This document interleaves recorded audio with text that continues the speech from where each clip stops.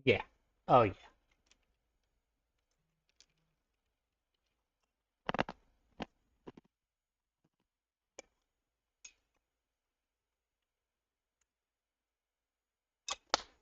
All right, all right. Good afternoon, Cubs fans. Welcome in, welcome back. AJ, your average fan here. And yeah, as you could tell by the title, the Chicago Cubs have swept the Chicago White Sox. White Sox caps off to the boys. That also puts the Cubs ahead in their lifetime series, 75 to 74. So yeah, big time series out of the Cubs, all around really.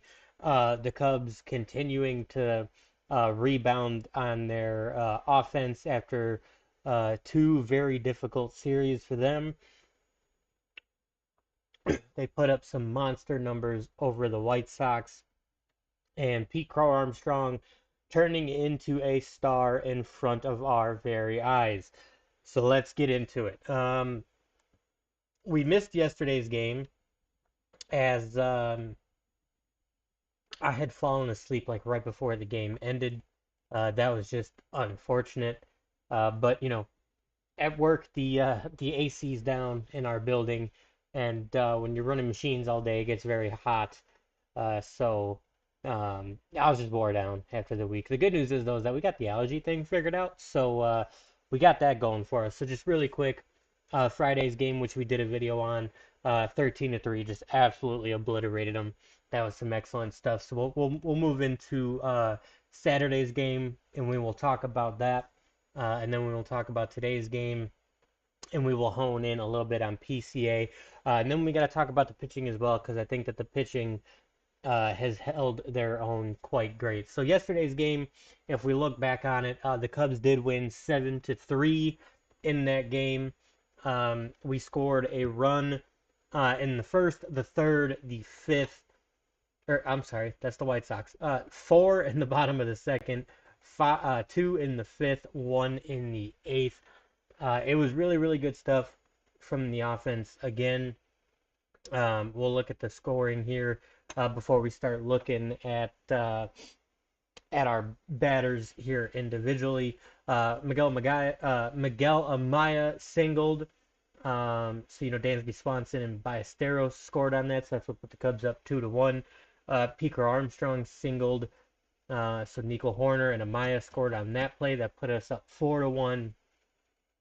The White Sox got one in the top of the third, so that is 4-2. Um, Top of the fifth, a solo homer put it 3-4. Dansby Swanson homered in the fifth. That put the Cubs up 5-3. Uh, Bruhan grounded into a double play, but allowing Nico Horner to score. That put us up 6-3. And then in the bottom of the eighth, Nico Horner singled. Dansby Swanson scored, and that was the final scoring play of the game. Now, if we go ahead and look at all of our batters here, Peaker Armstrong, 2 for 5 on the day, 2 RBIs, 2 Ks. That's good enough to bring his average up to a 285. Again, PCA just doing PCA things lately. I mean, he's putting the ball all over the place. He's outrunning what would be outplays for other players. He just seems to be doing everything right. Tucker, 0 for 2, but did get 3 walks. So he's still getting his walk rate pretty efficiently here. Suzuki went 1 for 5 with 2 Ks. Bush went 0 for 4 with a walk and 3 Ks. That's a little bit painful after he had a really nice game there on Friday. Swanson went 2 for 3, got an RBI, 2 walks. Excellent stuff by Asteros. 0 for 2 with a walk. Turner 0 for 1 with a walk. Nico Horner 2 for 3 with an RBI and 2 walks. Amaya 1 for 4, 2 RBIs and a walk. So if you look at the totals on the day, 34 at bats. You had 7 runs on 9 hits, 7 RBIs, 11 walks, 7 strikeouts. Has been the name of the game all season so far that we have talked about when it comes to the Cubs. Gotta turn this light up here just a tick, see how that works. Um, the name of the game that we have been talking about all season long for the Cubs is trying to keep your walk rate up above your strikeout rate as a team when you're looking at day to day, or perhaps if you want to break it down, if you want to look at the series as a whole, you really want to try to keep your walks up above the strikeouts because that seems to be when the Cubs produce the most. Obviously, especially when you have PCA or Kyle Tucker producing in the order, when it's either one of those two is producing at a high rate, it seems to be a good day offensively um, for the Cubs. And what has been the story this entire series, PCA has been, he performed at an all-star level this entire series. His numbers show it, and the team obviously showing it with the way that they produce around him. So if we look at the pitching here on Saturday, just excellent stuff. Once again, Boyd went 6 innings pitched, 3 hits, 3 earned runs, 8 strikeouts. He did allow 2 home runs though, but that keeps his ERA under a 3 for the season. Boyd has been pleasantly a pleasant member of the pitching rotation. We thought that you know once you lost Saya, or not Saya, I apologize, Justin, you were really going to have to lean on Boyd to get more innings. And then also Ray, once he moved up into the rotation, you were going to have to lean on those two guys to really eat innings and keep their runs down. And so far, as long as Boyd's keeping those runs to 3 or less, the offense is just picking up for him. So again, I love to see that. He didn't walk anybody, 8 strikeouts on the day. That's just awesome work out of him. Keller, he allowed a walk, he got a K, but didn't allow any runs.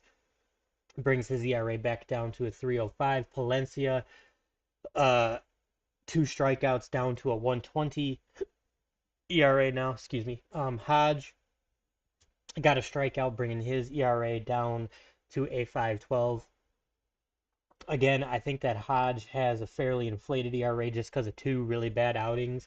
But he's just solid and steady. You love to see it. So if you look at the game as a whole, 9 innings pitched, you got 6 hits, 3 runs, 3 earned, 1 walk, 12 strikeouts from the Cubs pitching total, and just those 2 runs that Ray allowed. Listen, I've also talked about this when it comes to the pitching as well, just like the offense. If you can for the pitching, if you can keep it flipped to where you're keeping your strikeouts above the walk number, ideally double your walk number, things really tend to play out in your favor, and that's exactly what we saw on Saturday. Big time numbers, 12 strikeouts, just 1 walk. Excellent stuff there. And if we move into today's game, basically same for the story, really. I mean, the Cubs they won 6-2 today. We'll look at the scoring here. In the bottom of the first, Suzuki out on a sac fly. PCA with his wheels gets home, no problem. In the top of the fourth, Vargas homered, so that ties the game. In the bottom of the sixth, the White Sox challenged a tag play call that was upheld. PCA doubled on a ground ball to uh, Michael Taylor, and Vidal Brujan scored. That was an interesting one. I thought that was some really bad base running. Really, I don't think that when you're at a tie game with no outs, I don't see why you would want to send that. I understand that Brujan is one of the faster teams or faster players on the team, but let's be honest, he's not really PCA type speed at least. Um, so yeah, I'm not sure why you send that. It is a ballsy send, and I do like the fact that our first and third base coaches have been extremely aggressive. Even though it worked out in your favor, I don't agree with that send there. But again, I do understand that Brujan is one of the faster guys on your team, so that's probably why you send him there. So that gets him up 2. And then Seiya Suzuki, another sac fly. PCA scores again, so that puts him up 3. Then Michael Bush singled on a ground ball. Kyle Tucker scored, so that's 4-1. You move down to the bottom of the seventh. Bruhan singles and Nico Horner scores. So that puts you up by 5-1. And then on the bottom of the eighth, Nico Horner doubles, which allowed Dansby Swanson to score, and that puts you to the final score 6-1. If we look at the box here, same out of all these Cubs hitters, really. I mean, PCA 2 for 4 today with a strikeout. That's awesome work. Kyle Tucker 1 for 4 with a strikeout. Uh, Suzuki went 0 for 1 with a strikeout, and it really 0 for 1. I wonder what. Oh, because they were fielder's choices. Got it. So it doesn't go down as a. Got it. Okay, but he still has those 2 RBIs. Michael Bush 2 for 4 with an RBI. So nice little 500 rebound game for him today after what happened yesterday. Kelly, a very rare 0 for 4 day by him with 2 strikeouts. Again, I can't harp on Kelly. He's been just solidly and steadily producing for the Cubs. Just excellent work out of him all year. Swanson 1 for 4, but no strikeouts today. Ballesteros 0 for 2. Turner 0 for 2 with a strikeout. Horner 2 for 4 with an RBI. Bruhan 2 for 3 with an RBI. Good day at the plate for Bruhan there. Nicky Lopez as a pinch batter, 0 for 1 with no strikeouts. So if you look at the totals today, 6 runs on 10 hits, 5 RBIs, 1 walk, 6 strikeouts. A little bit heavier on the strikeouts today than I would like to have seen, given the walk number. But again, when you got your stars at the top of the lineup producing like they should, without Ian Happ, mind you, I don't really have any complaints. Ray, if we look at the pitching, Colin Ray, 5 1/3 innings pitched, 4 hits, 1 run, 1 earned, 2 walks, 3 Ks. He did allow a home run. I really would have liked to have seen him finish out the inning. I really think that he's been, pushing out 5 and 6 inning starts long enough now that I think that he kind of deserves the right to fight through and finish that to finish that sixth inning there. I really do. But Pomerantz, 2/3 of an inning, didn't allow anything. 1 strikeout. He still sits at a 0 ERA. Presley, um, a really weird one for him. He allowed a base runner, then got a pop out, then allowed a base runner, and then got a sick double play. That double play was pretty awesome. So that brings his ERA back down to a 6.06. Still got some work to do before I would like to use him as the closer again, but that's just my opinion. Keller went an inning, got a strikeout. He's at a 2.91 ERA now. And Merriweather allowed a run, got a strikeout, so he's sitting at a 5 ERA. But I think that Merriweather I think that he'll turn it around. I think that he has enough of a track record that I'm not too worried about him just yet. Um, but again, I mean, for him to clean up that inning after allowing 2 hits and a run uh, to go get the next 3 in order, I think that that's really good for him. So if you look at the totals on today, 9 innings pitched, 8 hits, 2 runs, 2 earned, 2 walks, 6 strikeouts, 1 home run. Again, just the name of the game with this pitching staff. Just you know, if you're doubling and or tripling your number of walks to strikeouts, like here where you got 2 walks and 6 strikeouts, I think that only helps. I really do, especially when you got guys that are pitching, pretty consistently at this point. Again, I would like to, see Ray really push to try to finish that sixth inning there. I think that he deserves it. But yeah, I mean, just excellent, excellent stuff. And if we talk about Pete Crow Armstrong, I mean, his ability to put the ball everywhere. He's really fast on the base paths. He's forcing defenders and pitchers to have to kind of keep additional track of him where he is on the bases. And honestly, that kind of only really helps whoever's hitting behind him in the batting order, in my opinion. I think that helps guys like Tucker and Suzuki a lot. I think that, when Hap comes back and you put PCA between Suzuki and Bush, I think that that'll help Bush too. So, just, I mean, PCA is just becoming a superstar in front of our very eyes. I've held I think that there's almost no chance that he misses the All-Star this year. I think that he's shown that, this year he's always had a good glove. He flies and gets everything in the outfield. So there's really no worry there. But now his bat is really starting to come to life. And I mean, how about that for him too? I mean, he got that contract extension offer. He said no, went to bat on himself, and now he's looking at getting, double to triple that number. Um, if the Cubs and him uh reach another type of extension. And again, I think that having a guy like him and Tucker, even though Tucker's been struggling a little bit lately, I have no doubts that a guy like Tucker will turn that around. I think that Tucker is just that caliber of player. But now that you also have PCA right there with them producing at this level. I mean, when you could put one of those guys at the top in the middle of your order, it just helps everybody else, and it helps everybody else a lot.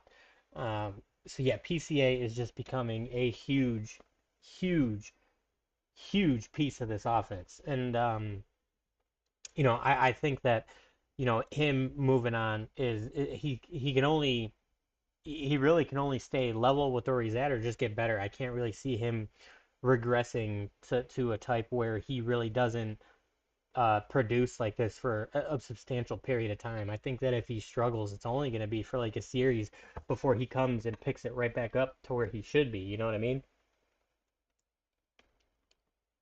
And with that, another two guys that I really want to tip my cap to, um, is Boyd and Ray. I think that they have been pitching not at an ace level, but they're definitely a pitching above where you required them to because of Steele being completely gone and out of your lineup. And then you also add to Imanaga and his IL stint that he's on right now. I think it's really worth giving Boyd and Ray their flowers right now because they have been pitching. They're just nice and steady. They don't allow, the opposing offense to get to them. They if they have a bad inning, they just find a way to buckle down and just grind out innings to get to that sixth inning mark. We've seen it over and over again out of these two guys. They've done it against really good offenses. They've done it against elite offenses, and they've done it against, offenses that are considered to be poor in this league. Now, do I foresee them keeping it up like this and helping us with a playoff push? That might be yet to be seen, to be honest. But at least that they are a dependable arm at this point because you really needed that dependency the minute that you knew you lost Steele for the entire year. And then if a guy like if a guy like Ben Brown works out for the pen a little bit better, I think that that would be great. If Cade Horton can figure out a way to be a little bit more efficient and you wind up holding him in a starter spot, I think that Horton has a lot of really good stuff. Just obviously the difference between the AAA and the big leagues, there is such a difference in how you approach being effective and efficient. There's just a difference from AAA to the bigs. I think that with his stuff he could figure it out. I think that also a part of that could just be working with a new catcher and kind of figuring out a rhythm of what pitches to call and when. So obviously, I think that that could get better with time for sure.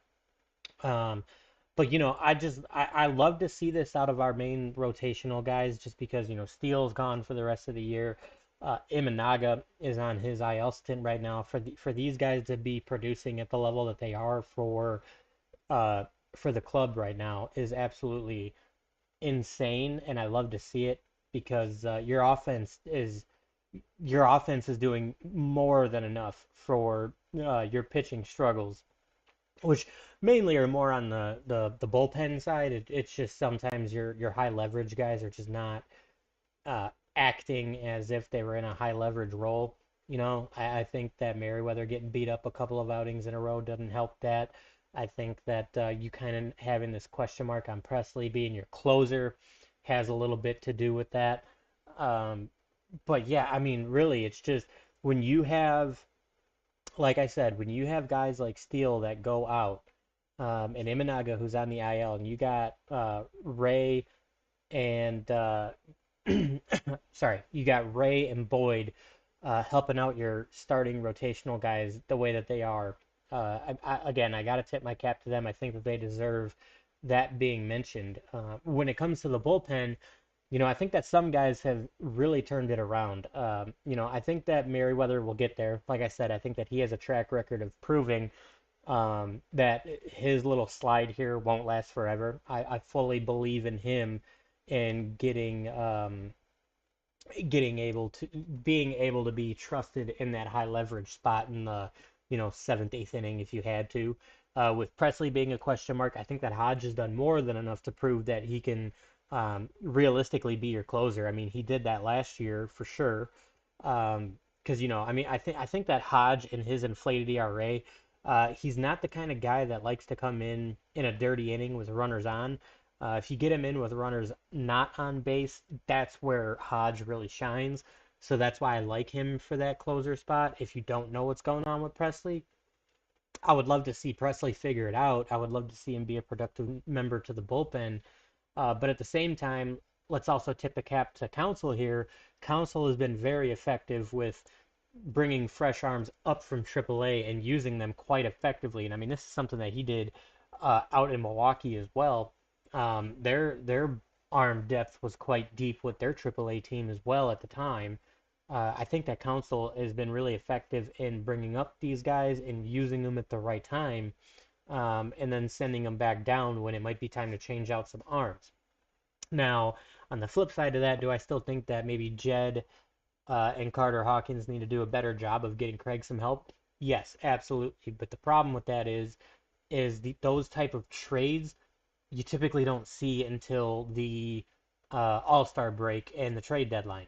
So that's kind of the main question mark there is what do you do to help your bullpen and potentially your fifth starting rotation spot if Cade Horton just isn't ready for the bigs yet and he winds up going back down.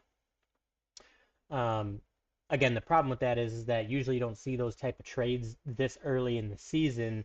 You typically see that closer to the trade deadline. So you kind of got to figure out a way to keep your bullpen producing at the rate that they are right now, till you could get to that point where you could find the more permanent solution for the rest of the season and a into the what you would call it postseason push. I think that's kind of how I would word that.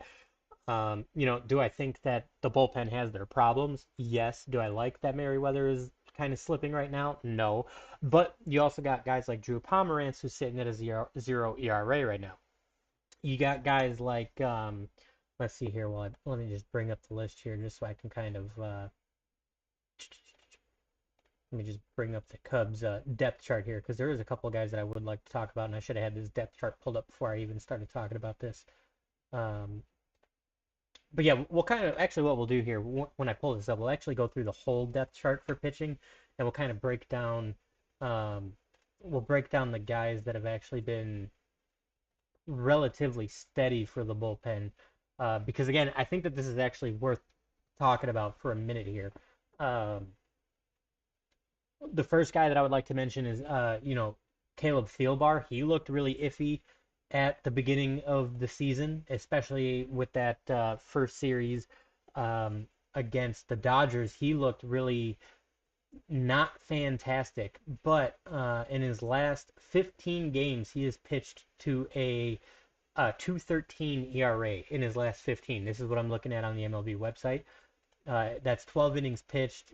He's allowed 9 hits, 3 runs, 13 strikeouts, and a 103 whip.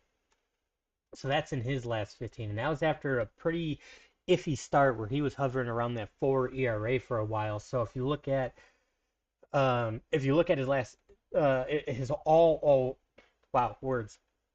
His all around 2025 stats, he's at 18 games, a 2.93 ERA. So, those first 3 to 5 games, not that great for him. But since he has been a lot more effective, and to be fair, for him to be in that circle of trust, I like him in there. I think that he's done just fine as of late.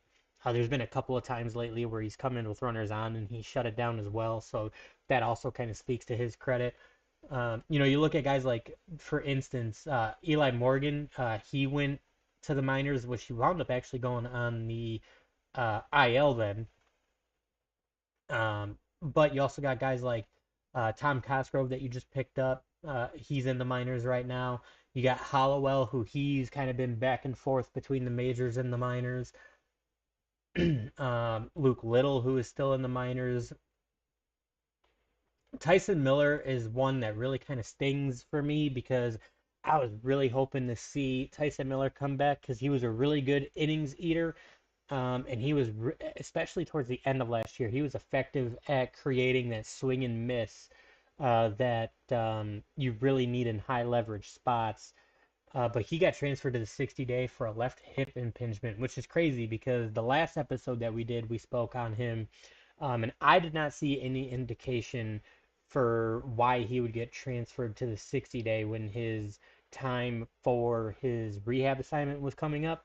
I'm not really sure about that. And as I'm looking at this list, Eli Morgan right under him, he just got directly put on the 60-day IL. But then we also got guys like Daniel Palencia, who has been just absolutely phenomenal for us since coming up. He's been in 13 games, a 120 ERA, 15 strikeouts, a .80 whip. He's also really good at producing that swing and miss, and he just throws absolute gas.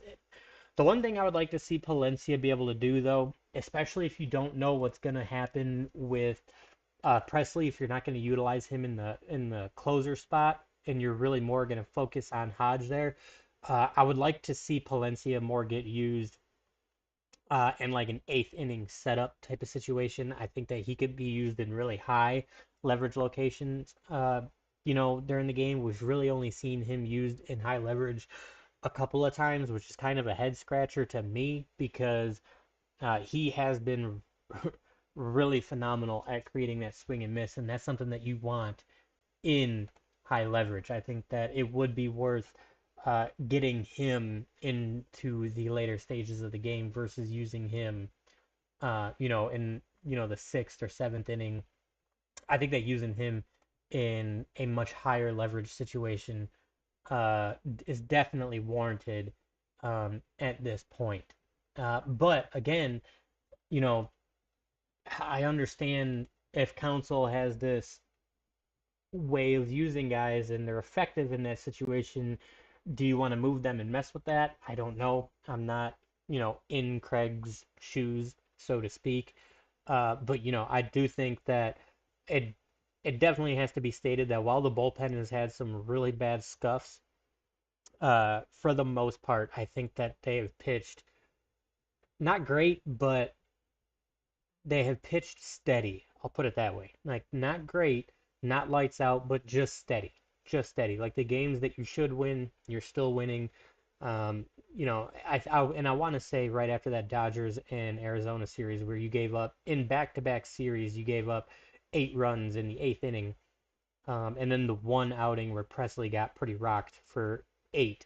But outside of that, I think that they have been solid enough to where now that you're past, the hardest part of your schedule, I think that they should be able to be steady enough to get you to that All-Star break really with no problems. And then just once again, I just got to shout out the catchers and what they're doing. Miguel Amaya and Carson Kelly, they've been absolutely phenomenal. I know that Kelly went 0 for 4 today, but he's got a 1025 OPS, just absolutely insane. And then, Amaya, it doesn't really matter if he's catching or DHing for that day. He's just, again, been phenomenal. I'm really excited to see what happens with Ballesteros if he sticks around after Ian Happ comes off the IL. If you stick him in the DH while either Carson or when Carson is catching, just so you don't have to have Amaya in at the DH so that you can give your catchers that rest day. I would like to see what happens with Ballesteros going forward. I'd love to see, if he finds his swing in the majors and he starts hitting at a decent clip. That would be kind of cool. Um, but yeah, no, I think that this series is a good embodiment of where the Cubs offense is at. Should you have swept the Marlins? Yes, absolutely, 100%. You got it done against the White Sox, and now you have a chance to go into Miami and do that. And while we wrap up this show, we will wrap it up by looking at the Cubs games against Miami. We'll look at the probables for pitching, which of course the schedule page always likes to take a minute. So we'll do it this way. We'll go to scores and then look ahead. But yeah, outside of that series against Miami, which you should have swept, you got it done against the series you should have swept against the Marlins. You got it done against the White Sox, which you absolutely should have, because the White Sox are just not a good team. But I'm looking for a bounce back day out of Ben Brown here. He's 3-3 with a 4.75 ERA. Cabrera goes for the Marlins. He's 0-1 with a 5.52 ERA. Yeah, Ben Brown has been interesting. He's just been up and down, just straight up. He's either going 6 innings, being really effective, or he's just not very. It's not that he's even giving up runs per se, or he's getting absolutely rocked. He's really effective in one outing, really efficient. I mean, and then the next outing he's just not very efficient, and he only goes like 4 innings. So, yeah, looking for a bounce back out of Ben Brown here tomorrow. I honestly really think that it's a good game for him to do it.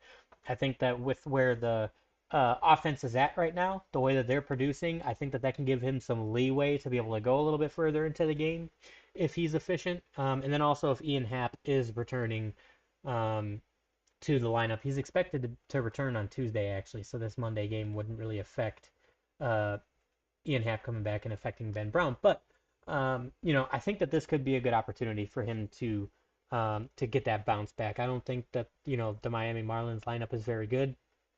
So if he could just attack that zone and trust his slider, because that's when he's most efficient, is when his slider is on and he doesn't have to rely on that fastball. I mean, that's just my opinion. Once his slider becomes inefficient, he's kind of putting that fastball cookie cutter middle, and that's when the damage gets done. But yeah, I think tomorrow could be an excellent bounce back for him. And then if we move on into Tuesday, Tyone 2-3 with a 4.53 ERA goes against Weathers 1-0 with a 1.80 ERA. I don't know really much about Weathers. I just know that Tyone has been exceptionally good on the road for us this year. So again, I think this could be another good opportunity, especially if Tyone's able to go, 6 plus. The way that the offense is just finding a way to get the pitchers, and they're doing it early. At least that's what they did against the White Sox. So if they can carry that in, I think that with Tyone's road ERA and record right now, I have no doubt that the Cubs can get it done. And then um, Wednesday is probably the question mark for me. We got Horton going up against Mayer. Horton 2-0 with a 6 ERA, and then Mayer 3-4 with a 4.47. Yeah,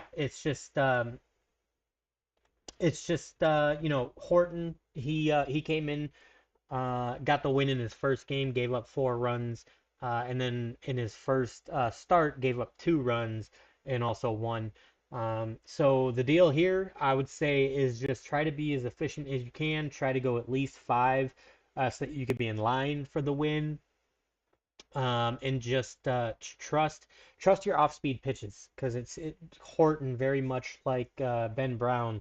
The damage done against him is when that fastball is middle in the zone. That's where he gets hit too. At least from the first 2 outings that I've seen from Horton so far. So again, I think that this is a really good series for the Cubs. Like I said, I think that question mark maybe potentially on Wednesday, um, just with Horton going, just because he's only been in 2 games so far, so you kind of want to see what happens over the course of a couple of full games for him. So this is going to be a good test. See if you could be efficient, get through at least five. I think that will be huge for him. But Cubs fans, I think we will wrap it up there. We will see what happens tomorrow with the Marlins. It is a 5:40 game, so expect us to be on tomorrow after the game. We will probably go live within 15 minutes of the last out.